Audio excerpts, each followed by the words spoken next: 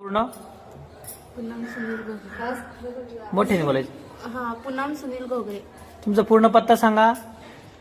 राहणार भरतपूर, पोस्ट माझोड, जिल्हा अकोला, तालुका बाळापूर. तुमची जन्मतारीख सांगा. 29 ऑगस्ट 2004. 29 ऑगस्ट 2000. आता तुम्ही कुठे आहात? आता कोणत्या गावात आले तुम्ही? आळंदी. कशासाठी आलात?